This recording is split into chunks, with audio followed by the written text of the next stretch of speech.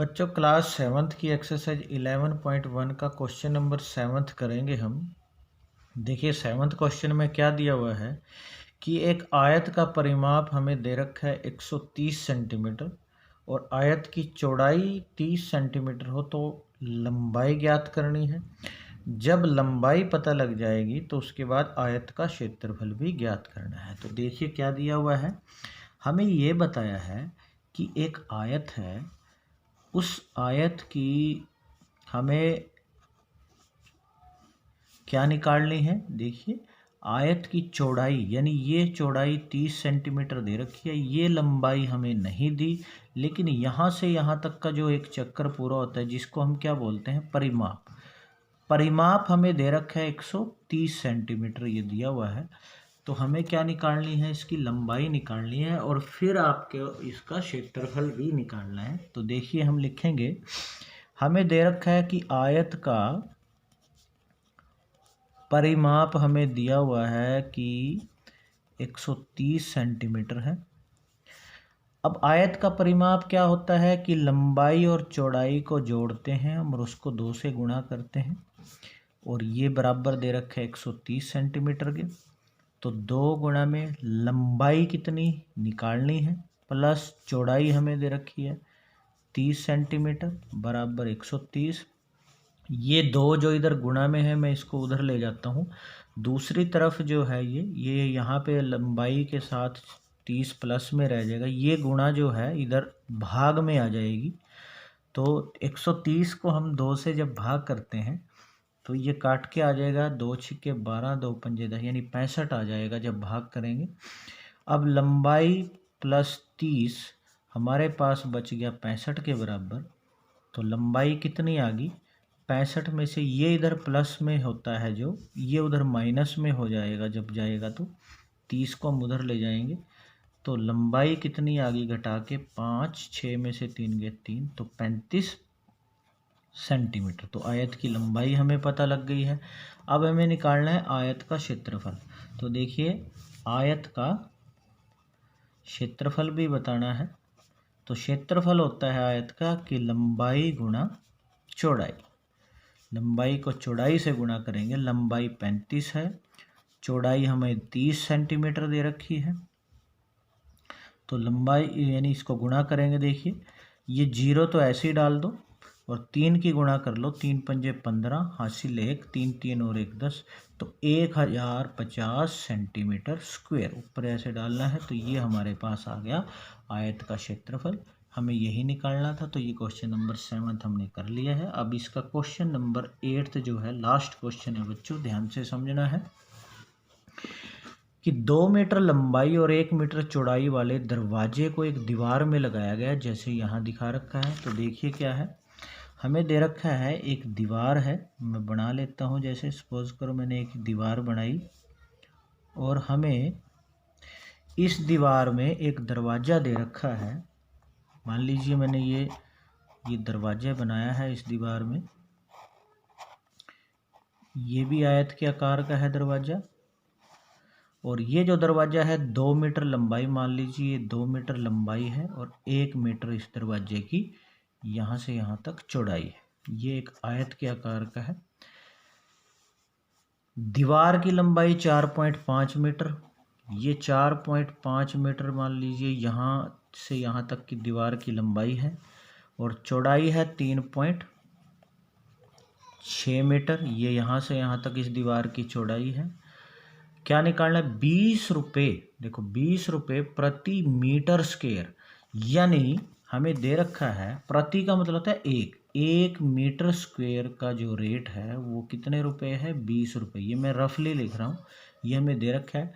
और किस चीज़ का, इधर से दीवार पर सफ़ेदी यानी वाइट वॉश कराने का व्यय ज्ञात करो, खर्चा निकालना है। देखिए बच्चों हमें रेट दे रखा है कि 1 मीटर स्क्वायर, और स्क्वायर किस में लगता है, जैसे हमने पीछे भी निकाला वो क्षेत्रफल में, यानी 1 मीटर स्क्वायर का रेट है 20 रुपये। तो दीवार पे पेंट करना है, यानी दीवार पे जो रेट है वो 20 रुपये दे रखा है। तो पहले तो हमें ये पता होना चाहिए कि दीवार का क्षेत्रफल कितना है।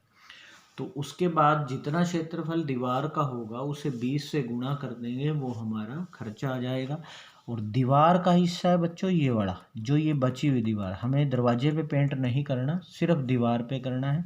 अब आप थोड़ी देर के लिए सोचो बच्चों, मान लीजिए ये पूरी जो आयत है, ये इतनी दीवार, हमें ये दरवाज़ा पेंट नहीं करना, सिर्फ दीवार करनी, यानी इस दरवाजे को इस आयत में से क्या करना पड़ेगा, निकालना होगा। यानी इतना हिस्सा बचेगा, सिर्फ ये बाहर वाला जो मैंने उंगली रख दिया इसको छोड़ना है, बाकी पे पेंट करना है।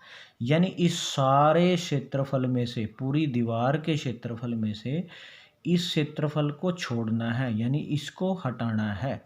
तो क्या करेंगे हम, दीवार के क्षेत्रफल में से दरवाजे के क्षेत्रफल को घटा देंगे, वो इस बची हुई दीवार का क्षेत्रफल आ जाएगा जिस पे हमने पेंट करना है। तो हम सबसे पहले लिखेंगे, हम लिखेंगे दीवार की लंबाई कितनी दे रखी है, मैं इसको बड़े एल से लिख लेता हूँ, जैसे एल दिया मैंने, वो 4.5 मीटर है।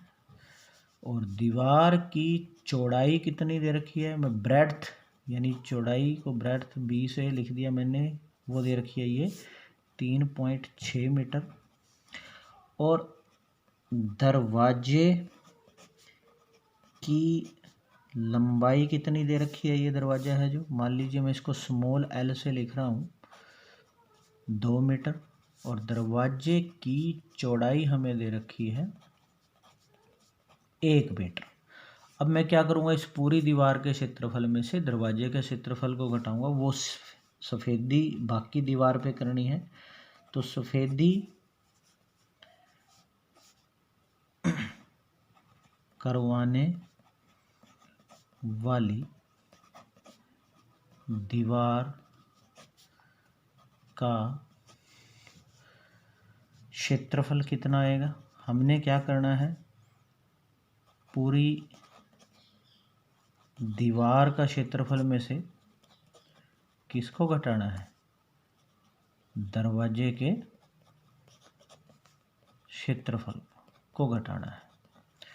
तो पूरी दीवार का क्षेत्रफल इस एल की, यानी बड़े एल से लिख रहा हूँ, यानी लंबाई गुणा चौड़ाई में से ये दरवाजे के क्षेत्रफल को घटाना है। यानी 4.5 को गुणा 3.6 से, ये पूरी दीवार थी, और ये 2 गुणा 1, तो 4.5 को 3.6 से हम रफ में गुणा करके देखते हैं। देखिए 4.5 को 3.6 से हम गुणा कर लेते हैं रफ में, 6 पंजे 30 की 0 हासिल 3, 6 चौक 24 और 3 27, यहाँ क्रॉस लगाया, 3 पंजे 15 हासिल 1, 3 चौके 12 और 1 13, तो 0 7 और 5 12 हासिल 1, 3 और 2 5 और 1 6 और 1।